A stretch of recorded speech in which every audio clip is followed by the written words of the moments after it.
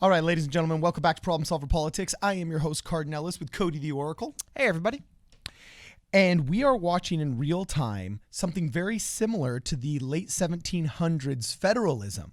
States are actually denying services to other states. It's almost as though a little war is brewing against the Fed or between different states. It's like we've seen what I would consider modern equivalents of small Boston Tea Parties. You know what I'm saying? So it looks like the states are actually finally acting like states again. Federalism is back, and they're actually starting to kind of go to war against each other. Frictions are developing as though the states really are what the founding fathers intended them to be and what Gavin Newsom actually kind of slipped saying they were, nation states. So Cody, inform us, enlighten us, and tell us what is going on. Well, I guess what kind of really brought this up is yesterday, we've been kind of watching it go on. Yesterday, a couple big developments came out. This was the one that interested me the most because it seems like a pretty small story, but I think the implications are really something else. So anyway, here's the story. The headline is that Ohio's governors order an end to mind-boggling flood of Pennsylvania customers at liquor stores. So we'll get into this and find out what we're talking about. So before Monday afternoon, liquor stores in counties across Ohio were overflowing with Pennsylvanians. It's mind-boggling, Lyndon Johnson, the manager of the liquor store at Divine Shop and Save in Hubbard, a small town just 5 minutes from the border, said around noon on Monday. 95% of our customers are from Pennsylvania. Yet at 3 p.m., an announcement from Columbus ended the party. Ohio Governor Mike DeWine ordered that liquor stores in the 6 Ohio counties closest to Pennsylvania, which would be Ashtabula, Trumbull, Mahoning, Columbiana, Jefferson, and Belmont, can only sell liquor to customers with Ohio IDs, which is fascinating to me. As far as I understand the statute, if I've been living in Ohio and I just happen to have a driver's license in Florida or whatever, they will not be allowed to sell you liquor in these border counties. They're going to mention that at any other time, we would love to have visitors from Pennsylvania, the governor said, but during this time, those who are coming in to buy liquor are creating a health hazard. And then for a little bit of context, the reason why this has been going on, the reason why all of a sudden everyone in Pennsylvania is flooding Ohio, I believe Pennsylvania recently implemented an order that basically liquor stores are non-essential and they're to be closed. You cannot go into a liquor store to purchase liquor. So we were seeing people, I guess, flooding across the border. But what's interesting too is keep in mind is the speed of it. I mean, at around noon, they were interviewing somebody at a liquor store. Like, it's crazy. There's someone in Pennsylvania. It's 3 p.m. that day.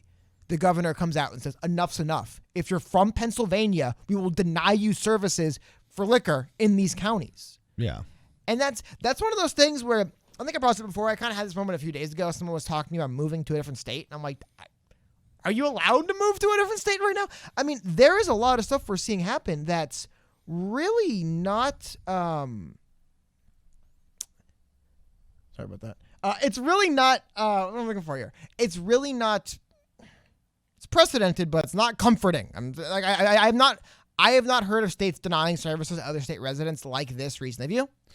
No, and it seems, I wouldn't say surreal, but it seems like something that comes out of more, not post-apocalyptic movies, but movies where the crap hits the fan, you know what I'm saying, than in real life. And personally, I don't want this to be taken out of context because I know there are people that are physically or economically suffering during the coronavirus pandemic. But this is one of the huge silver linings that I love of the coronavirus pandemic is that celebrities don't matter. You know what I'm saying? Essential workers, doctors, nurses, ambulatory services, they're finally heroes again after having been ignored for the past 40 years, especially in my own adult lifetime, and being treated like those on bottom. Now they're those on top again, you know? And also, now all of these games and loopholes that people play between interstate loopholes, like the wealthy people in LA that register as residents in Montana and go on vacation there the 2 weeks out of the year that it requires to establish residency, so they don't have to pay the DMV registration fees for their Ferraris and their Maseratis and their Bugattis, and they also get out of the extra 10% of income tax in California. Well, guess what? Now during coronavirus, you know what I'm saying? We catch you with that Maserati here, you're an out-of-state resident. Go back to Montana to go get your services because you're not going to CHLA here. You're not going to the General Hospital in Los Angeles, or you're not going to Cedars-Sinai with all the wealthy celebrities. You know what I'm saying? Because you decided to escape the taxes here. As much as I'm a huge anti-tax guy and a civil disobedience guy, I am a homeland guy also, and California is my state. You know what I'm saying? You got to fight the good fight in here. But at the end of the day, if you're renouncing your citizenship like the Facebook guy did to become a citizen of Shanghai so you get an extra 30 million of the IPO in Facebook, then screw you. When the crap hits the fan, you're not running to the American embassy declaring I am American, I am an American, like Elizabeth Shue in The Saint, all right? And if you want to register your cars in another state, when the crap hits the fan, aka coronavirus, good luck in that state that you decided to become a resident of. You know what I'm saying? So now also governors are finally becoming what the founding fathers envisioned. Like there would, you know, that give me freedom or give me death speech, Cody? Do you remember that? Yeah, I was there. Oh, no. Okay, I mean, but you're aware of what it was. Correct me if I'm wrong, but historically, I believe, I can't remember who said it. If you could look it up really fast and tell me who said it, that would help. But it was because Virginia had not pledged regulars to the Continental Army. And they had said, look, Virginia's not going up against the fight with the English. And one of the big things that we had to do was convince Virginia, one of the most populous states, to join the Union, all right, in pledging soldiers to the fight for independence. Okay. And so that's why he got up and he said, give me liberty or give me death, and gave that rousing speech, because previous to the Civil War, we identified as Virginians, as, Carolinians, as Floridians, as our individual statesmen instead of Americans, which was a product of the post-Civil War. It was only until after the Civil War and that big bloody conflict that united us that we started calling ourselves Americans. So it's kind of cool seeing like the raw federalism and the raw flexing of states' rights muscles and governors finally rising as I am governor of this state, damn it. You know what I'm saying?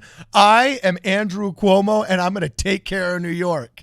You know what I'm saying? And then we judge him and call balls and strikes whether he's doing a good job. I am Gavin Newsom and I am taking care of California. I am that chick that Trump's always railing on in, Michigan, and I'm going to take care of Michigan.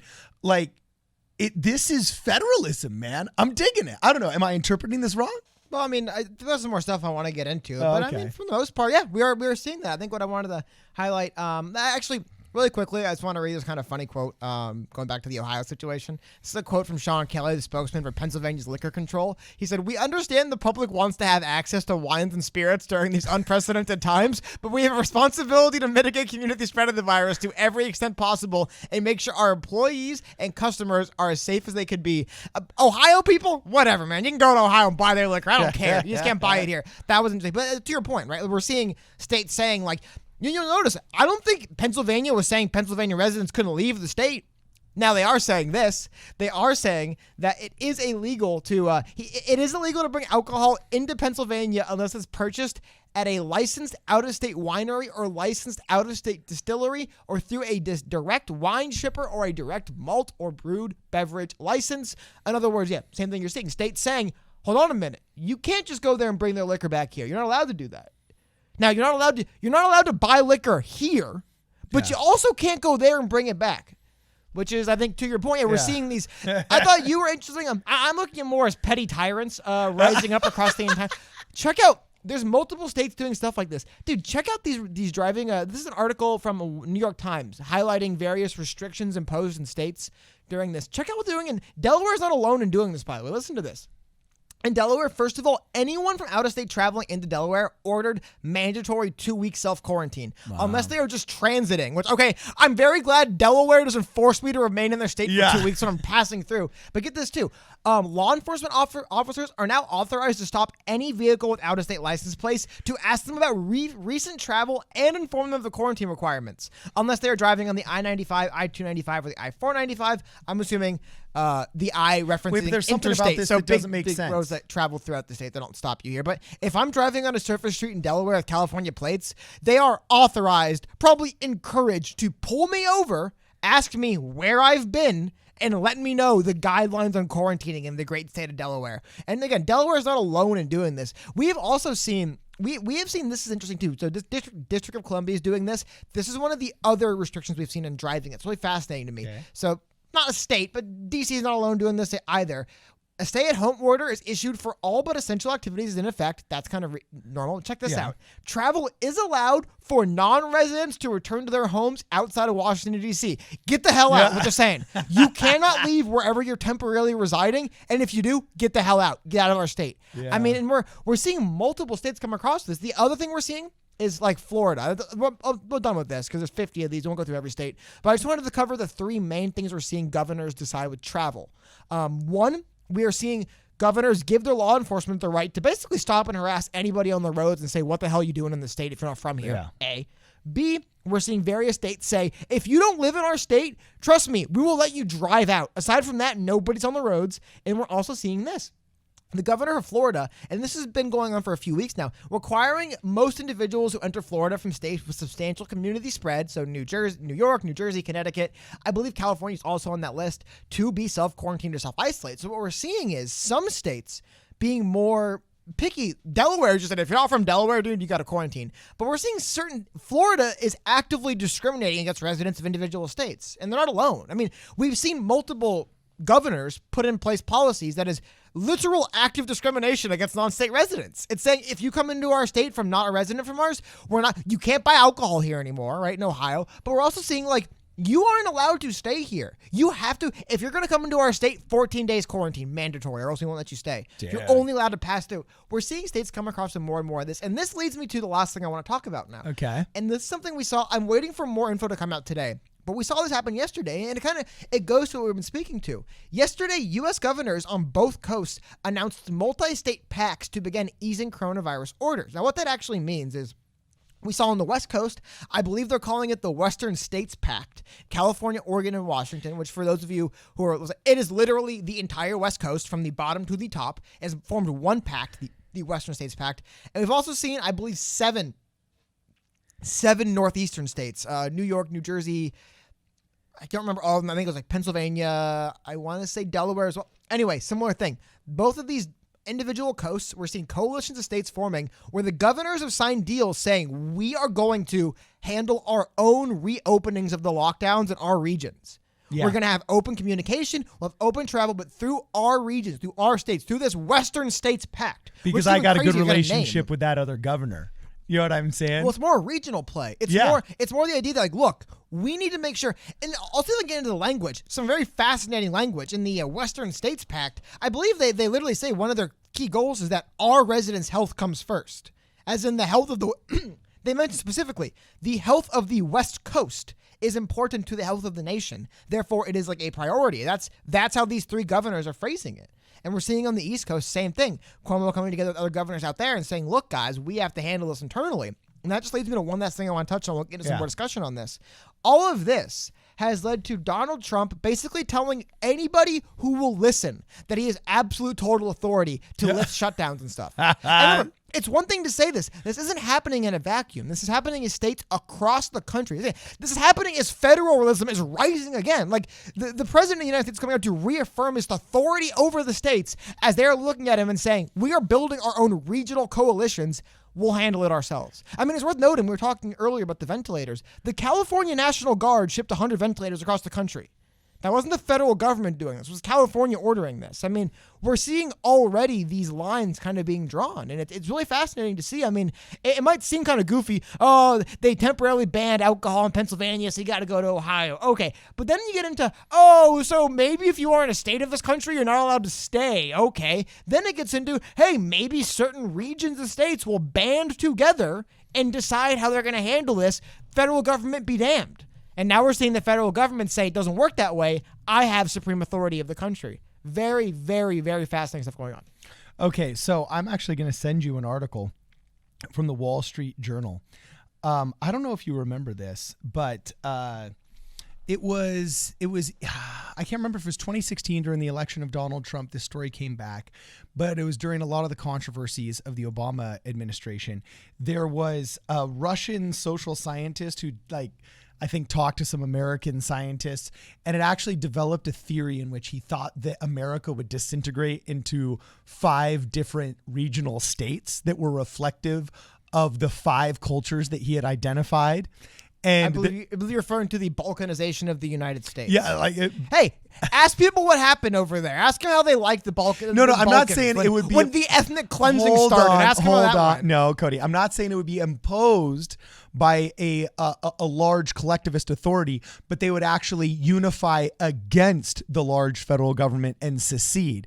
Now, I'm not saying that that it had credibility or whatever, but I'm saying that the science behind the fact that there are regional cultures that are very cohesive in the United States of America is actually good. So it doesn't surprise me that these governors are actually forming these pacts. The only thing I would like to see, and you're always dogging on my sports analogies, but this sports analogy is spot You don't watch on. sports, and you make fun of me for watching It's not sports. that I don't watch sports. I don't watch as much sports as you. Nobody watches as much sports as you. My dad does. You literally clown on me and say, "Sorry, dude, I got better things to do than watch sports." Then give me this. For anyone watching, I don't get so bothered by card and sports analogies because I bring up sports and he goes, "Sorry, dude, I got better things to do than watch sports," and then comes at me with half-ass sports analogies. That's why I get so Okay, upset. well, here's one that is not a half-baked sports analogy, and it's amazing.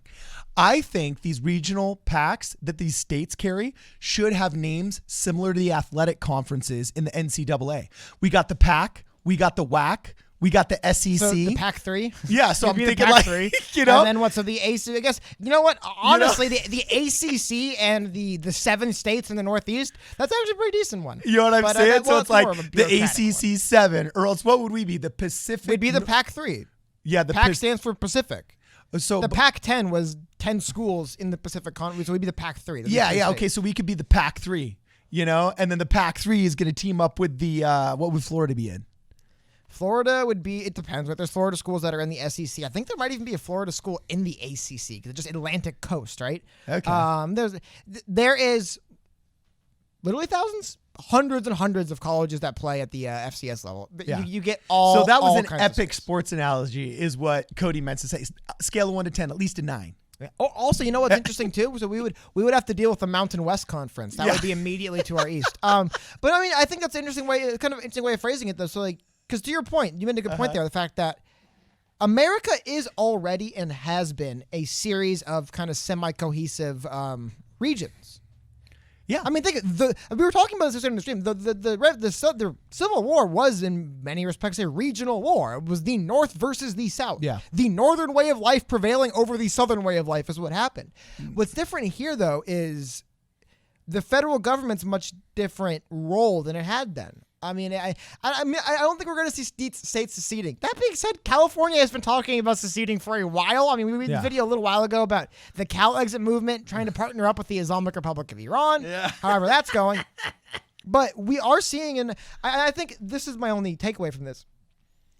Donald Trump is noticing, the federal government's noticing that there's states all across the country saying, we'll handle it. Yeah. Donald Trump says, I'm going to reopen the country. They say, like hell you are. We will handle the reopening of our region, our autonomous region of the Western states. We will reopen on our own. You can help if you want. If not, get out of our way. And it's not them. I do not think the federal government's going to say, that's cool with us. Just fine with us. We don't want any input in California. We don't want any input in New York. You guys And can it's live not like you want. That's not how it's going to go. Yeah, and the Fed doesn't like that these individual states are saying they're going to stay closed longer because, for example, if California stays closed longer for an extra month, man, we would drag down the rest of the nation's economy with us. You know what I'm saying? If New York decides, hey, no, we got to go 6 weeks longer with this quarantine. Think how many other states are wholly dependent upon New York and California commerce. I mean, that would, when Alberta, Canada found oil. What if the cruise industries want to reopen and they say not out of the port of Los Angeles? Yes, exactly. And not out of the port of Los Angeles or the port of Fort Lauderdale or Orlando. Yeah. You know what I'm saying? Where else are you going to go? Up to, the other Pac 3 major port, Washington, D.C. So unless you're leaving from Tijuana, Mexico, or from British Columbia, Canada, you ain't leaving the left coast, all right? What's interesting, too, I wonder if could California say our border with Mexico remains closed? Oh yeah, dude, they could post the But- National but Guard there, could- which would be so Because ironic. wouldn't the federal because- government say it's a federal? No, that's a federal border with Mexico, not a state border, right? No, if they declared a crisis, a state of emergency, we already went through this because Gavin Newsom was saying he would not send the National Guard to the border of California when Donald Trump declared immigration an emergency 6 months ago.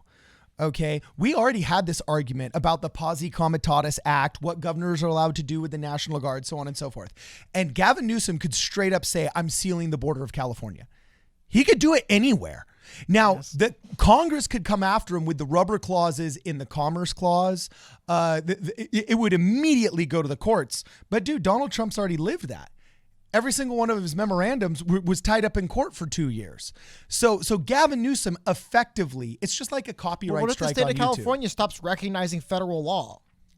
Oh, dude, that's why I said this whole sanctuary city doctrine from the very beginning was sticky, because can you literally just say like, okay, well, we're a sanctuary state from coronavirus. How about federal income tax? Yeah. We're a sanctuary state from federal income tax. I mean, seriously, property tax. We don't have to pay that here. But how about this? Yeah. This is just really quickly, because I don't want to go too long in this video. This is really fascinating. Because we were talking a lot about kind of, it's not, these states aren't, this isn't kumbaya from the states against the federal government. We're seeing states fighting with each other.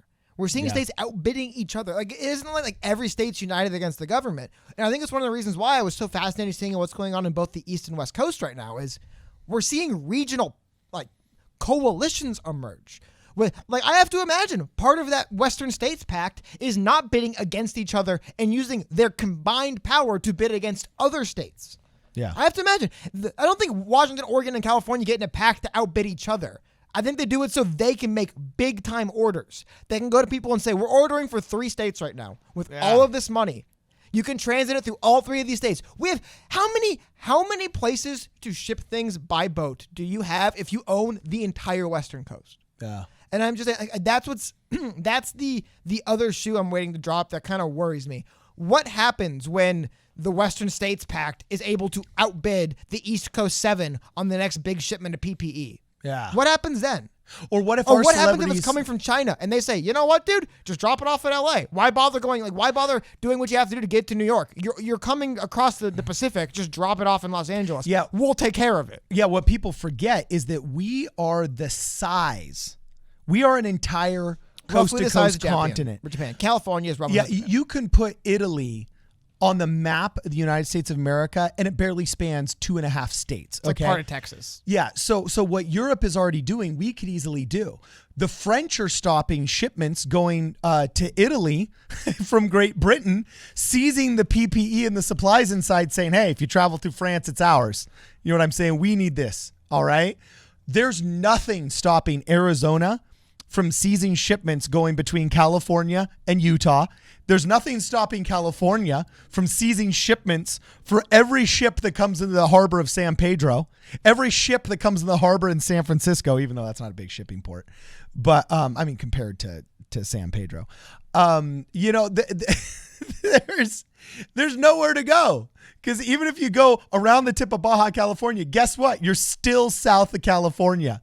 And if you go north of California, what have you hit? Oh, yeah, our other Pact 3 ally, Oregon, you know?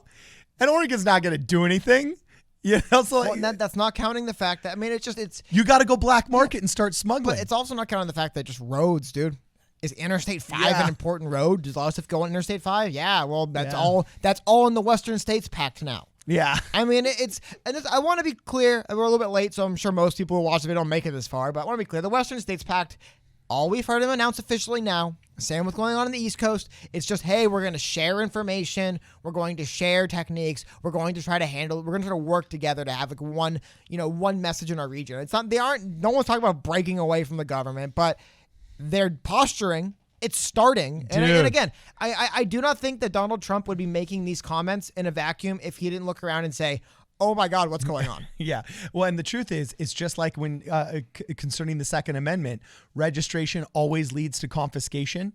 So most gun rights enthusiasts are all about different safety measures and so on and so forth, but they immediately bristle against anything having to do with additional registration, because every time a country has introduced registration, it's led to confiscation.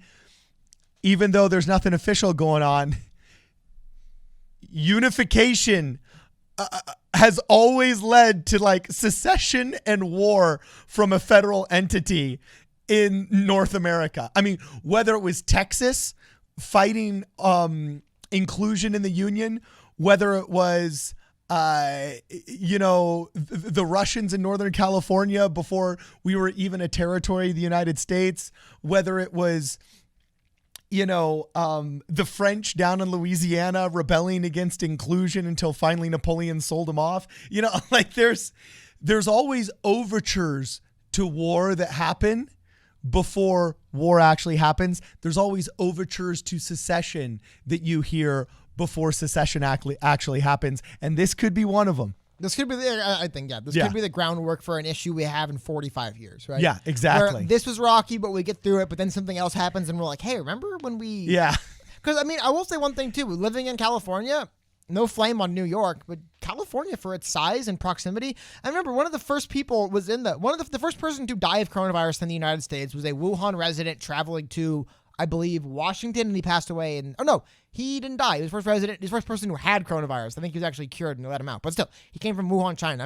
My point being is more people probably come from China to the Western coast than they do from anywhere else. Not specifically China, but just this was an area that you would think would have been hit harder, is all I'm trying to say. We have very large Asian populations in all of our main cities, and I get not always, even very large, but massive. But we have a lot of entire cities dedicated to it. Important to remember too that we have a lot of Koreans and Vietnamese. They're not from China, right? They're not from Wuhan, China. They're not from the Hubei province. You ever been to Alhambra? You ever been to? I'm telling you, I'm just saying that I think that's the reason why. While there is a big Asian population in California, it's from all over the Asian continent. It's not from specifically China. But with that being said, I don't know the bottom is California has not been hit as hard as New York for some reason at all. I think I was reading that California's hospitalizations have barely increased 1% over the last few days. It's slowed here. My larger point is I think regional governors in areas are going to say whatever's happening in this region's working. Shut everyone else out. Let's keep doing what we're doing. Well, it's also because our governor, I don't want to say took it more seriously, but I would say gave the most, and draconian I don't think is fair, but Gavin Newsom, when he read that report that 54% of his population, if left unmitigated, would get coronavirus in 6 weeks, we got second maybe only to New York City once they started taking it seriously. Okay. We had the most draconian quarantine orders of any state that I know, because of Gavin Newsom saying, no, okay, I'm shutting this cheese down. I had friends in Utah that were still going to play basketball games, business as usual for a solid the first 3 weeks of our LA County quarantine. Okay, we were living in a completely different nation than my friends that were up in Utah. How about masks? Think about this. I think Garcetti in Los Angeles was one of the first major American city leaders to say, look, guys, don't listen to the CDC. I am going to. Yeah. In California and Los Angeles, businesses are being told to turn away people who are not wearing masks. They're not allowed inside. That was the mayor of Los Angeles was implementing. And again, we'll wrap it up here. I think this is a nice little way to wrap up the kind of federalism bow here. Yeah. Is while the CDC and the Surgeon General were still maintaining do not wear masks, they do not help, do not purchase masks, the mayor of Los Angeles said, to hell with that, guys. You better mask up. It's just one of those things. We'll take your business license away if you don't. You'll be refused service. And it's one of those things where it's... I don't know. It's interesting to see where there's multiple. I guess to wrap it up in this last thing. One thing I always found interesting going throughout history is you'll always notice that when a king's kingdom falls, they generally take it very deeply upon themselves, and a lot of them end up killing themselves as soon as it happens. Yeah. And I think we saw the same thing where governors are looking down, seeing that their little mini kingdoms might be falling, and they're saying, "Tighten up. We need to ally with whoever we can, and we have to implement whatever we have to implement. I'm not going to let that happen to my state." Yeah. And in that mindset, some very interesting decisions can be made, right? And we'll see where it goes later today. By the time you guys are watching this, Gavin Newsom will probably have come out with the other states in the Western Coast Pact, or the Western States Pact, and they'll probably be announcing some further details of what it actually will encompass. It's probably going on right now, but It's starting, man. It's a bold new America we might be living on the frontier of right now. This is awesome. So let us know what you guys think. If any of you guys are in a pack with us here in California, please let us know in the comments below if you've heard any local news from your state governments, from your officials, your municipalities, so on and so forth. We would love to hear from our brothers and sisters in, what do we call us? The Pac 3? The Pact 3 or the Western State Pact. Yeah, the WSP 3 or the Pac 3. You know what I'm saying? We'd love to hear from you. Let us know what's going on. Follow us on Twitter at PSP Radio 1. And also make sure you check us out on Instagram and on Facebook. And if you can, join the channel. It's a great way to support us, me and Cody. This is Problem Solver Politics. We'll see you guys in the next video.